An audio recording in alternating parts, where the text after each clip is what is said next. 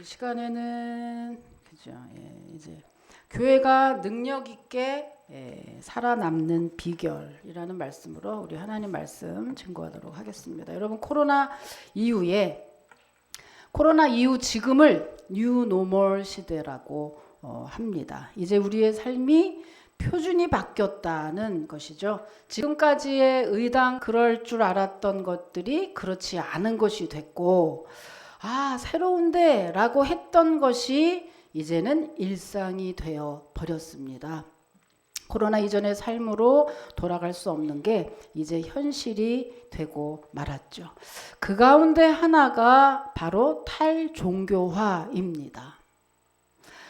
물론 탈종교화는 종교를 거부했다, 탈피했다 이런 뜻이죠. 물론 탈종교화 이 현상은요, 비록 코로나 때문에 나타난 현상만은 아닙니다. 산업화 시대에 접어들면서 이미 탈종교화 현상은 나타나기 시작을 했죠. 그래서 미국 성공회의 주교인 한 신부는 이렇게 말했습니다. 미국에서 제일 큰 동창회는 교회 졸업 동창회입니다. 이렇게 얘기했어요.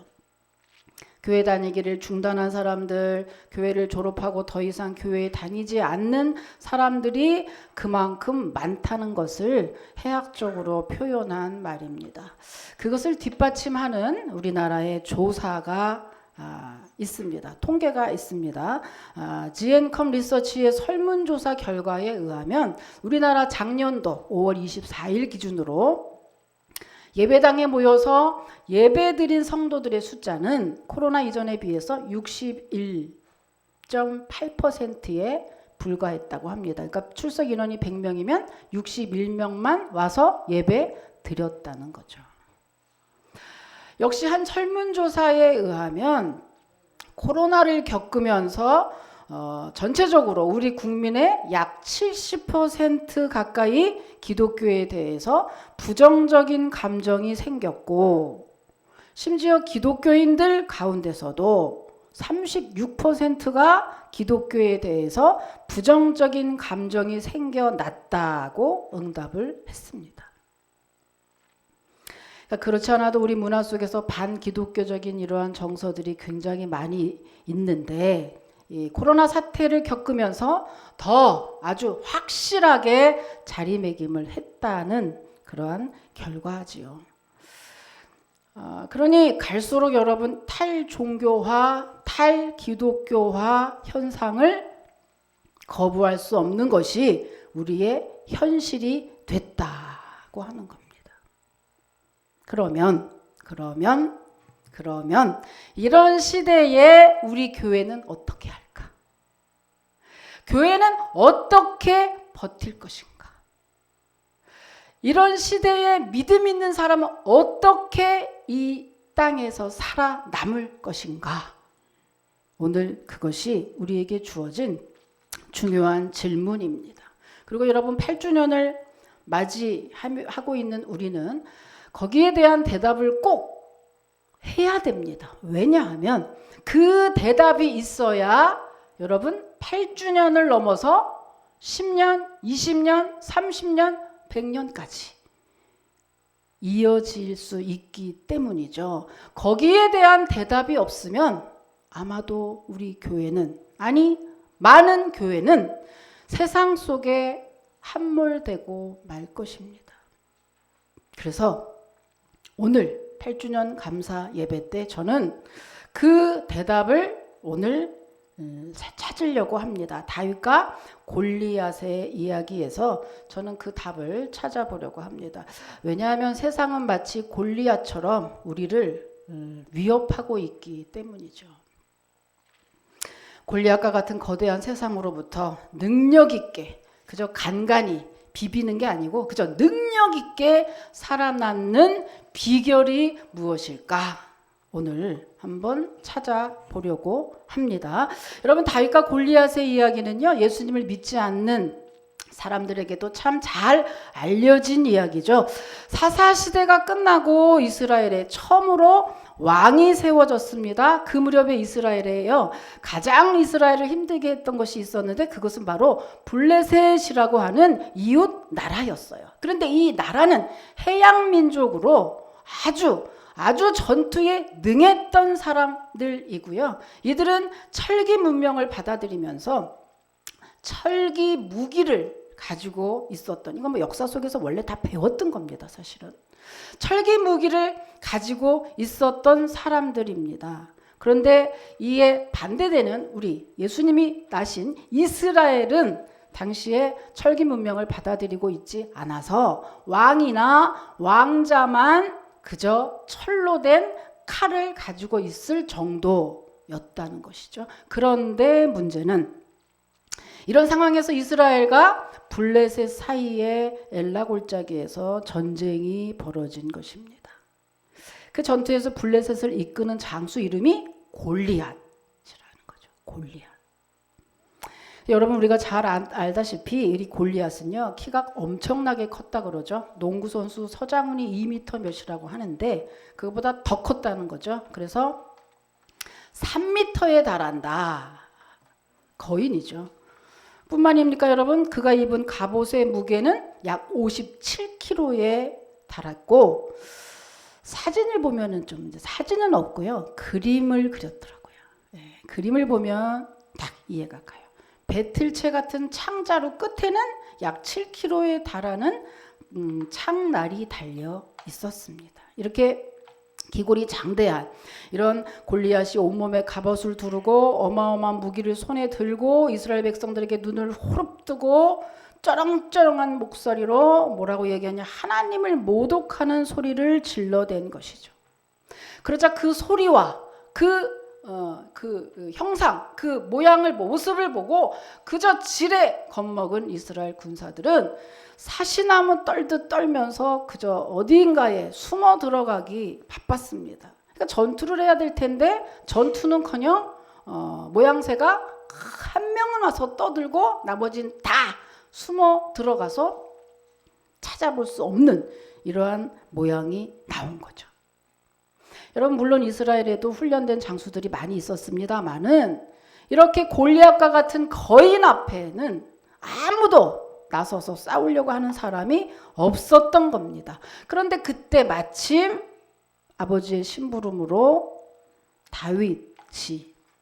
어린 다윗이 그때 당시 나이를 한 10대로 보고 있습니다. 어린 다윗이 형들에게 도시락을 전해줄 겸 안부도 물어볼 겸 그 엘라 골짜기에 오게 된 것이죠. 그런데 얼떨결에 전쟁터에 와서 본 다윗은 그만 골리앗이 고래고래 소리를 지르며 하나님을 모독하고 이스라엘 군사들은 벌벌 떨고 있는 이 우스꽝스러운 광경을 보게 된 것입니다. 그 광경을 본 다윗은 하나님을 모독하고 있는 저 골리앗을 내가 그냥 두고 볼 수가 없네. 거룩한 분노가 그러면 안 되는데 점점 올라가기 시작했어요. 그 화가 절정에 달했을 때 그만 다윗은 하면 안 되는 말을 하고야 말았습니다. 내가 저 골리앗과 싸우겠습니다. 이 말을 하면 안 됐거든요. 근데 그 말을 해버리고 말았어요. 그러니 어떻습니까? 아이고 하지 마라. 형들도 말리죠. 장수들도 말리죠. 거기에 있었던 사울 왕도 아이고 야야야야 그런 소리 절대 하지 마. 절대 할 수 없어. 라고 말렸죠. 그러나 다윗의 고집을 꺾을 수가 없었습니다. 그러자 사울 왕은 자신이 쓰고 있던 노투구와 갑옷을 다윗에게 입혀주고 그에게 자기의 칼을 건네주면서 잘 싸워라. 이 갑옷과 칼을 전해주면서 이 사울 왜 이것을 전해줬느냐? 골리앗과 싸우려면 최소한 이 정도는 무장해야 된다고 생각했기 때문이죠. 그런데 몇 걸음 움직여 본 다윗은 이내 옷과 칼을 내려놓았습니다. 너무 무거워서 걸을 수도 없었고 불편했기 때문이죠. 그래서 다윗은 평소에 입었던 자기 양치기 옷을 입고 그리고 늘 평소에 가지고 다녔던 양을 칠 때 사용했던 막대기와 그리고 맹수들이 쫓아올 때 언제나 쳤던 그 물매와 돌 5개를 집어서 주머니에 넣고 다윗을 향해서 돌진해 나가게 된 것입니다. 여러분 물매가 뭐냐? 사진에 또 나오죠. 물매. 저기 물매에다가 돌을 이렇게 넣고 이렇게 돌리는 거죠. 여러분 어렸을 때 다 했을지도 모르겠어요. 이렇게 돌려서 치는 거죠. 근데 이 물매에 돌을 넣어서 결과는 여러분 다 아십니다. 결과가 어떻게 됐습니까? 다윗이 골리앗을 향해서 힘차게 물매를 던질 때 여러분 아주 철저하게 갑옷으로 무장했던 그 골리앗 요기만 비어 있었죠. 요기만 비어 있을 때 던졌던 그 물매가 정확히 관통했죠. 이 이마 여기에 관통, 미간을 관통해서 여러분 거인 골리앗은 자기가 가지고 있던 그 큰 창 한 번도 휘둘러 보지도 못하고 또한 뭐 칼이든 무기든 갑옷이든 한 번도 사용해 보지도 못한 채 그만 쓰러져 죽고 말았습니다. 다윗의 물맷돌 앞에 거인 골리앗이 그대로 쓰러지고 말았던 것이죠. 정말이지 기적 같은 승리였습니다. 여러분 오늘 다윗의 승리 속에 우리가 주목해야 할 단어가 두 가지가 있습니다. 첫 번째는 사울의 갑옷과 다윗의 물맷돌입니다. 여러분 사울의 그 갑옷은 현실, 외모, 외적인 힘을 상징하는 단어입니다. 여러분 사울 왕이 골리앗을 이기기 위해서 자신의 갑옷과 칼이 제격이라고 생각했죠. 그러면서 사울 왕은 골리앗을 이기기 위해서는 최소한 적어도 이 정도는 있어야지라고 생각했습니다. 그건 나름의 기준이고 나름의 전략이었죠. 그런데 그것은 사울의 생각이지 하나님의 생각은 아니었던 거죠. 왜냐하면 전쟁은 여호와께 속했다고 아까 다윗이 47절에 고백한 것처럼 모든 나라와 개인의 모든 흥망성쇠는 다 하나님의 손에 있기 때문입니다. 왜요? 하나님은 천지를 창조하신 창조주니까요. 그러니까 무슨 말이죠? 무기가 문제가 아닌데 전쟁을 나갈 때 무기가 중요한 게 아닌데 그 전쟁에 이기야 하시는 하나님이 함께하느냐 함께하지 않느냐 이게 더 중요한 건데 세상에서는 이거를 뭐라고 말하죠? 운이라고 말해요. 여러분 운 인생의 최대의 복병은 운이에요. 운빨이 대주느냐 마느냐 열심히 노력 누가 안 합니까? 열심히 잘 살고 싶은 거 누가 안 하고 싶습니까? 다 하고 있고요. 다 잘하고 있고요. 열심히 살아도 안 되는 게 문제지. 그런데 그 세상에서는 그것을 운이라고 하지만 우리 기독교에서 정확한 명칭은 뭐냐? 은혜라고 하는 것입니다. 하나님의 은혜가 없으면 아무리 노력해도 인생 뒤로 후퇴해버려요. 그러니까 뭐죠? 아, 사울이 잘못 알고 있네. 지금 무기가 없어서 지금 사시나무 떨고 있는 겁니까? 물론 무기도 없죠. 근데 뭐죠? 여러분 전쟁은 무기가 중요한 게 아니라 하나님이 이기게 하실 거냐 말 거냐 나에게 은혜가 있을 거냐 말 거냐 나에게 내가 저것을 할 수 있는 능력을 주실 거냐 말 거냐 이게 더 문제지 무기가 문제가 아닌데 지금 사울은 착각하고 있는 것이죠. 이것을 다른 말로 뭐라고 말하냐 교회는 성도는 외적인 힘과 방법만으로 세상적인 방법만으로 골리앗과 같은 세상을 이길 수 없다는 것을 의미하는 것입니다. 여러분 혼자 세상 이길 수 있어요? 이길 수 없습니다. 그런데 참 부끄러운 것은 실례로 한국교회가 하나님보다 외적인 힘 외적인 세상적 프로그램을 더 의지했던 적이 꽤 많았습니다. 1900년대에 여러분 기억나시나요? 교회 오래 다니신 분들은 다 알 텐데 1900년대에 한국 교회들은요 새가족 초청잔치 하는 거 오늘 우리처럼 굉장히 유행한 적이 있습니다. 그래가지고 뭐 설탕 주고 뭐 밀가루 주고 쌀 주고 막 이렇게 해가지고 뭐 엄청 물량 공세하고 뭐 더 큰 교회는 뭐 선풍기도 주고 전기요도 주고 뭐 엄청 많이 준 적이 있어요.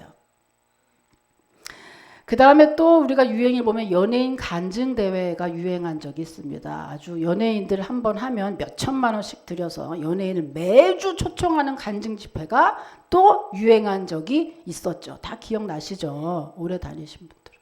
그 다음에 또 이제 새신자를 초청하기 위해서 열린 예배라고 했습니다. 그래서 열린 예배, 뭐 이렇게 뭐 이런 거 강단도 없고 성경도 안 읽고 뭐 아무것도 안 하고 영화를 보여주거나 연극을 보여주면서 거기에서 또 나오는 메시지를 통해서 저들의 마음을 한번 녹여보자. 이렇게 또 접근한 적도 있습니다. 그 다음에 이제 등장한 것이 뭐냐? 문화센터입니다. 문화센터. 지금 교회에, 대형 교회들은 다 하고 있죠. 문화센터. 이 문화센터를 통해서 이웃 주민들과 함께 문화를 공유해보자. 이렇게 해서 이제 만들어서 교회 안에 헬스장, 뭐 수영장 다 이렇게 만들어 놓고 이웃 주민들을 초청하는 그런 모양이었습니다. 그리고 이제 지금에 와서, 지금 교회, 지금의 이제 유행이라고 유행이면 뭐냐. 지금은 대형 교회 선호주의입니다. 대형 교회, 만몬주의라고 하죠. 대형이 좋다. 대형이 최고다. 백화점, 마트, 심지어 교회도 대형 교회면 좋은 교회야. 대형 교회는 기준이야. 대형 교회가 돼야 돼. 라고 하는. 그래서 어떤 문제가 발생했느냐? 교회를 하려면 무조건 대출을 받아서 성전부터 크게 때려 지어. 그래야 성공해. 라고 하고, 성도들은 어떤 거 다 필요 없이 저 교회 커? 거기서 좋은 프로그램 많아? 아, 그 교회 좋아? 라고 이야기하는 지금 현재 실정이 그런 실정이죠. 그래서 우리 교회에서도 실제로 어떤 분이 그러더라고요. 목사님 아무 뭐 임원만은 이런 큰 교회에서는 이렇게 하는데 왜 목사님은 이렇게 왜 안 하고 이렇게 하세요? 이렇게 물어본 분도 있더라고요. 대형 교회가 기준이 아니라니까요. 성도는, 교회는 성경이 기준이지 대형 교회가 기준이 아니라니까요. 근데 여러분, 한 가지 질문을 해보면, 이렇게 프로그램을 여러 번 바꿔가면서 돈을 써가면서 우리도 선물을 이렇게 좀 했지만 우리는 그러니까 뭐 해가면서 그 세상적인 프로그램을 다 동원하고 하면서 했으니 사람들이 너무너무 좋아해서 교인이 좀 많이 늘었을까요? 아니요. 제가 서두에서 말씀드렸잖아요. 늘기는커녕 점점 후퇴하고 있는 실정이네. 기독교인이. 코로나 때문에 아니고요. 코로나 그 전부터 이미 기독교인은 감소수에 있었습니다. 감소뿐만입니까 여러분? 욕은 얼마나 먹고 있습니까? 그럼 왜 그 많은 노력에도, 그 많은 물질을 투자함에도 왜 이런 결과들이 빚어지고 있는 걸까요? 그것은 사울이 자신의 갑옷과 칼을 하나님보다 더 의지하고 마치 그것이 나를 전쟁에서 이기게 해줄 것처럼 착각했던 것처럼 교회는, 이 교회들이 예수님보다, 하나님보다 그것을 의지하고 그 복음을 선포하기보다 세상적 방법론에 치중했기 때문입니다. 물론 이해를 합니다. 저도 그럴 때 있으니 저들의 눈높이에 맞춰서 저들을 데려오려면 저들하고 똑같이 돼야 돼 라고 하는 그러한 명분을 가지고 하느라고 했지만 그들이 착각한 게 한 가지 있었다. 여러분, 교회가 아무리 재미있다고 한들 세상보다 재미있겠습니까? 교회는 백날 천날 죽어도 세상보다 재미없는 곳이죠. 그런데 자꾸 저들을 교회의 재미로, 흥미로, 물량으로, 무엇으로 백날 천날 맞춰봤자 다 그때뿐이라고 하는 것이죠. 여러분, 이거는 굉장히 중요한 얘기입니다. 여러분, 호빵에 안고 빠지면 더 이상 호빵 아니잖아요. 뭐죠? 여러분 기독교라고 해요. 기독교의 기독은 예수의 한자식 표현입니다. 이 기독이라는 얘기는. 그러니까 뭐죠? 기독교라는 거는 예수교라는 거예요. 핵심이 예수라는 거예요. 그런데 기독교에서 예수를 전하지 않아. 기독교에서 예수님을 그냥 약간 뒤로 하고 자꾸 다른 방법을 써. 그럼 그건 더 이상 기독교가 아니네. 호빵에 안고 빠지면 더 이상은 호빵이 아니네. 똑같은 거죠. 그런데 우리 한국교회가 우리가 다 그렇게 했던 적들이 있었습니다. 여러분 성도가 예수님보다 세상적 방법에 더 치중할 때 결과가 좋을 거냐? 자, 한국교회 정부 아니라고 하는 걸 봤는데 여러분 오늘 등장한 사울의 삶을 통해서 우리가 또 알게 됩니다. 개인적으로도 여러분 이 사울 왕은요 겉으로 보기에는 이스라엘 초대 왕이죠. 그러니까 굉장히 화려하잖아요. 역사 속에 길이 남잖아요. 초대 왕이니까. 그런데 그가 왕으로 재임을 한 40년 동안 했는데요. 35년 동안 정도는 정말 불행한 삶을 살았습니다. 행복하지 않았어요. 최고의 왕임에도 그는 행복하지 않았습니다. 왜 그럴까? 한번 찾아볼게요. 자, 사무엘상 16장 14절입니다. 한번 또 읽어보세요. 사무엘상 16장 14절. 여러분이 읽어보세요. 시작.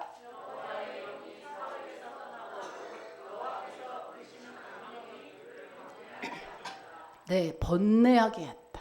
이 번뇌는요. 정신의 어떤 그 일종의 노이로제, 정신미약, 정신질환, 뭐 이런. 그러면 여러분 하나님의 축복으로 왕이 된 이 사울이 도대체 왜 이렇게 불행한 모습으로 진행이 될까요? 왜 그러죠? 그건 전적으로 사울의 책임이었습니다. 하나님 책임이 아니라 성도임에도 불구하고 하나님보다 사람을 더 우선시하고 하나님보다 권력이나 명예를 더 중요시했던 그거 욕심에 빠졌기 때문에 사울 성령이 떠나간 것이죠. 그러한 삶이었기 때문에 결국에 이렇게 마지막에 여러분 이 사울에게 하나님은 내가 이스라엘 왕을 세운 것을 후회한다라고 책망하기에 이르렀습니다. 그의 마지막 삶은 뭐 좋지 않았죠. 근데 여러분 오늘 물맷돌을 던져서 그 거인 골리앗을 처치했던 다윗은 여러분 언제나 이렇게 오늘만 한 번 행사처럼 물맷돌 던져서 어쩌다가 던진 게 우연히 딱 미간에 맞은 게 아니에요. 여러분 방구가 잦으면 똥 싼다 그러잖아요. 여러분 교통사고 무슨 사고 날 때 아시죠? 하인리 법칙이라고 있는 거. 계속해서 조짐이 있다는 것을 하인리 법칙은 뭐죠? 여러분 사고가 크게 대형사고가 빵 터질 때 200 몇 번은 계속해서 이 사람의 이 습관 때문에 사고가 터질 거야 이미 알려준다고 하죠. 자기의 습관 때문에 일어나는 일이지 갑자기 공중에서 뻥 터지는 일이 아니라고 하는 것입니다. 이 하인리 법칙을 보험회사원이 찾아낸 법칙이에요.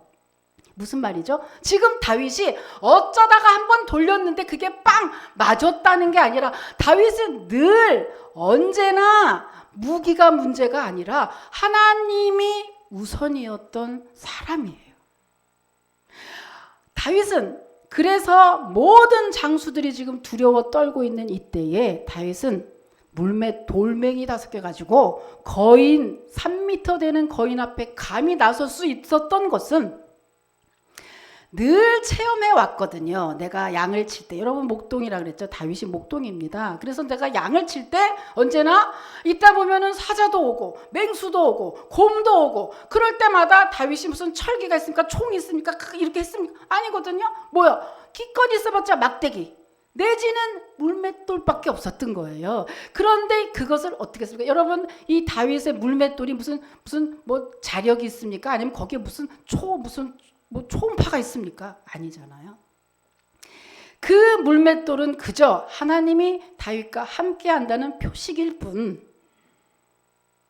다윗은 언제나 늘 사람보다 현실보다 권력보다 권세보다 하나님의 것을 더 우선하고 하나님을 먼저 생각하고 그 하나님께 맡겼던 믿음의 사람이었기 때문에 이러한 놀라운 승리가 있었던 것이죠. 그런데 여러분, 이 무기를 가지고 올 때 다윗의 반응, 골리앗의 반응이 어땠습니까? 자, 43절, 44절 한번 읽어볼게요. 한번 또 읽겠습니다. 시작.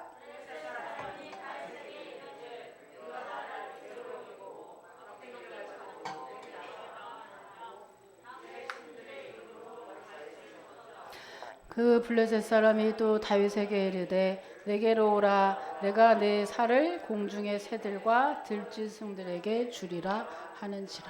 아멘. 야, 네가 날 개로 하냐? 야, 네가 날 개로 알아? 이 말이잖아요. 여러분, 이때 골리앗이 그 물매를 가지고 왔을 때, 야, 내가 개냐? 라고 조롱했던 것처럼 여러분, 오늘날은 어떻습니까? 오늘날 역시 복음을 가진 자, 오늘날 역시 세상은 교회를 향해서, 야, 네 뭐 하는데? 네 뭐 가졌는데? 네 아파트 한 채 살 수 없는 그 복음이라는 거 도대체 우리 인생 지금 사는데 무슨 유익이 있는데? 네 지금 뭐 하고 있는데? 라고 계속적으로 세상은 우리를 위협하고 조롱하고, 네 갖고 있는 그게 뭔데? 뭐 하나 살 수도 없는 그거 라고 그날 골리앗도 다윗을 라고 했죠. 오늘날 세상도 우리를 라고 한다. 근데 길고 짧은 건 대봐야 안다는 우리나라에 아주 최고의 속담이 있더라고요. 여러분, 죽기 전까지는 여러분 뭐 판단하지 마십시오. 절대 무시하지 마십시오. 누가 어떻게 될지 절대 모르는 일입니다. 어떻게 됐죠? 그래서 승리했잖아요. 그죠? 여러분, 사울의 갑옷과 칼이 아무리 좋아도 다윗의 몸에는 맞지 않아서 아무 소용이 없었던 것처럼 성도는 성도만의 법과 방법으로 살아나야 이 땅에서 능력 있게 살아남을 수 있는 것입니다. 여러분, 세상의 논리대로 보면요, 철갑옷을 입었던 거인 골리앗은요, 다윗의 돌에 맞아서 죽으면 안 되는 거였어요. 근데 죽었잖아요. 여러분, 인생은 세상의 논리대로 사라지는 게 아닙니다. 인생은 하나님의 뜻대로 사라지죠. 왜? 하나님이 우리를 만드셨기 때문입니다. 그러니 누구 눈치를 보고 누구 비율을 맞춰야 나에게 은혜가, 운빨이 팡팡 터질까요? 여러분, 발명왕이라고 불리는 에디슨이 어렸을 때 하루는 그의 어머니가 학교를 찾아갔습니다. 근데 담임 선생님이 화가 나가지고 엄마를 부른 거예요. 어머니, 나 얘 도저히 못 맞겠습니다. 집에 데려가세요. 에디슨 엄마가, 선생님 왜 그러세요? 얘 한번 보세요. 자, 내가 한번 해볼게, 보세요. 자, 에디슨, 1 더하기 1은 얼마야? 에디슨이 2가 될 수도 있고 하나가 될 수도 있고, 어머니 얘 보세요. 1 더하기 1이 이런 엉뚱한, 데려가세요. 아니, 다른 애한테 다 피해를 입히니까 데려가세요. 그때 에디슨이 엄마하고 쫓겨나면서 하는 말이, 엄마, 내가 1 더하기 1이 2가 아니고 하나가 되는 거 보여줄게요. 어떻게? 진흙에다 가서 손을 다 하더니, 엄마, 1 더하기 1은 1이지! 라고 얘기하더랍니다. 여러분, 그게 그때는 했죠? 플러스 마이너스가 합쳐져서 전구가 되는 거를 그때 세상 사람이 몰랐잖아요. 에디슨이 그거를 발명했잖아요. 여러분, 믿음과 세상은 바로 이런 게 아닐까요? 세상은 늘 1 플러스 1의 답은 2라는 천편일률적인 그러한 잣대로 우리 모두를 평가합니다. 부자가 돼야 성공한 사람이야. 대형교회가 돼야 유능한 목사야. 대기업에 입사해야 능력이 있는 거야. 결혼해야 행복한 사람이야. 안 하면 어떡할 건데? 그거 누가 그렇게 만들었는데? 그거 왜 따라가야 되는데? 그거 왜 따라가지 못하면 왜 내가 무능력한 사람인데? 그거 누가 정한 건데? 라고 물어보지도 않고 그저 그대로 못 살면 막 자기는 나는 안 돼. 나는 안 되는 사람이야. 나는 이래서 안 되는 나는 대인 사람 만나기 싫어. 나 혼자만 자존심 상해. 아니 누가 정한 건데? 물어보지도 않고 왜 우리가 자존감이 떨어져야 되느냐? 여러분 행복은 성적순이 아니잖아요. 할렐루야. 누가 정했냐고 한번 물어보세요. 누가 정했는데? 네가 정했어? 여러분 좋은 교회는 건물이 번듯하고 유명한 사람이 많이 출석하는 교회가 아니라 오직 복음만이 죄로 인해 죽은 영혼을 살릴 수 있는 정말 유일한 기쁜 소식이라고 하는 것을 전하는 교회, 복음 외치고 복음을 믿고 복음을 선포하고 복음 때문에 환난받고 복음 때문에 기뻐할 줄 아는 교회가 좋은 교회입니다. 그리고 교회 되시는 여러분의 개인은 다 교회죠. 여러분 성도도 마찬가지이죠. 그래서 한마디로 교회의 능력은 복음인 것입니다. 여러분 죽음을 앞둔 사람이나 그리고 사랑하는 사람을 먼저 보낸 분들의 가장 간절한 소망이 뭘까요? 다 이제 끝났습니다. 다 끝났어요. 가장 간절한 소망이 뭘까요? 여러분 이제 죽었으니 만날 수가 없어요. 그러면 여기 남아있는 사람 입장에서 간 분이 뭐가 어떻게 하는 게 가장 소원일까? 만날 수 없는 건 기정사실인데 여러분 어떻죠? 거기서 좋으면 좋겠다. 거기서 행복했으면 좋겠다라는 게 마지막 간절한 소망 아닐까요? 거기서 여기서 이렇게 고생했으니 거기서 정말 좋았으면 좋겠다라고 하는 막연한 그런 간절한 그러나 내가 할 수 없는 그러한 간절한 소망이 있지 않겠습니까? 근데 여러분 예수님을 믿으면 그거는 말도 안 되는 소망이야 라는 게 아니라 예수님을 믿으면 이 땅에서도 그리고 죽은 후에도 영원한 생명을 이어받고 우리가 영원히 산다고 하는 것입니다. 그래서 예수 믿는 사람들 장례식에서 그닥지 슬프지 않아요. 그닥지 죽음에 대해서 너무 괴로워하지 않는다는 이유는 우리는 이 땅에서도 살고 죽어도 사는 영원히 사는 존재이기 때문이에요. 여러분 그러니 이 예수님 믿으시고 이 땅에서의 삶뿐만 아니라 저 땅에서도 넉넉히 나는 영원히 살아 나는 영원히 행복해 라고 하는 여러분 확실한 보증 오늘 한번 받아보시기를 주님의 이름으로 축복합니다. 여러분 그래서 교회가 이 복음을 가지고 있을 때 이 복음을 붙잡을 때 이 땅에서 능력 있게 살게 된다는 것입니다. 시대가 변하면 이제 사람들은 세상의 힘을 더 가지려고 지금 금리도 올라가고 그죠? 살 수가 없는 이때에 그러면 더 혈안이 되고 더 세상의 힘을 가지려고 애를 쓰게 됩니다만은 성도가 살아남는 건 세상 사람처럼 애를 써서 되는 게 아니라 더 교회는 본질로 돌아가야 됩니다. 왜냐하면 세상보다 우리가 믿는 하나님이 더 크시고 우리가 믿는 하나님이 더 능력이 있기 때문입니다. 여러분 믿으시기를 주님의 이름으로 축복합니다. 그래서 여러분 골리앗을 쓰러뜨리기 위해서 교회는 더욱더 믿음의 가치를 회복하고 여러분 우리 성도는 믿음의 능력을 믿고 오늘도 믿음으로 나아가는 우리 교회 저와 여러분이 되시기를 주님의 이름으로 축복합니다. 기도하겠습니다. 하나님 감사합니다.